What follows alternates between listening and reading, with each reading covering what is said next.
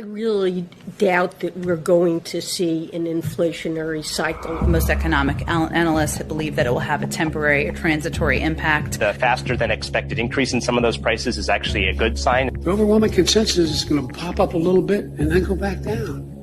No one's talking about this great, This is something that will settle down. Transitory. And the data shows that most of the price increases we've seen were expected and are expected to be temporary. There's nobody suggesting there's unchecked inflation on the way. It's highly unlikely that's going to be long-term inflation that's going to get out of hand. I don't know anybody who's worried about inflation. Over the last couple of months, we actually saw it trended downward. President Biden's chief of staff, Ron Klain, enthusiastically retweeted an economist who had said in part most of the economic problems we're facing, inflation, supply chains, et cetera, are high-class problems. What is the Granholm plan to increase oil production in America?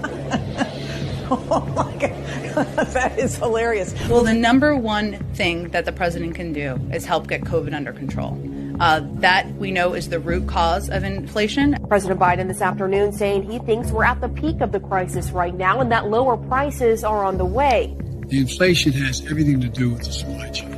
Make no mistake, inflation is largely the fault of Putin. I'm going to do everything I can to minimize Putin's price hike here at home. If you want to get rid of inflation, the only way to do it is to undo a lot of the Trump tax cuts. I think ever since you've come into office, things are really looking up. You know, gas is up, rent is up, food is up, everything.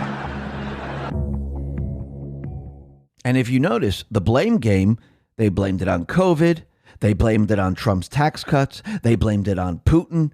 They just blamed everyone else except what they did.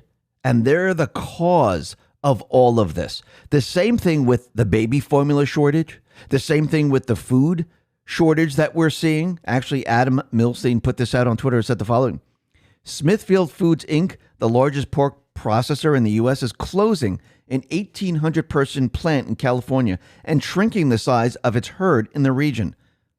Why? Because of higher taxes, utility, and labor costs in California compared with other areas where it operates. So now they're shutting it down there. And what does this mean? Actually, Last Refuge responded to this and said, Smithfield is a Chinese company.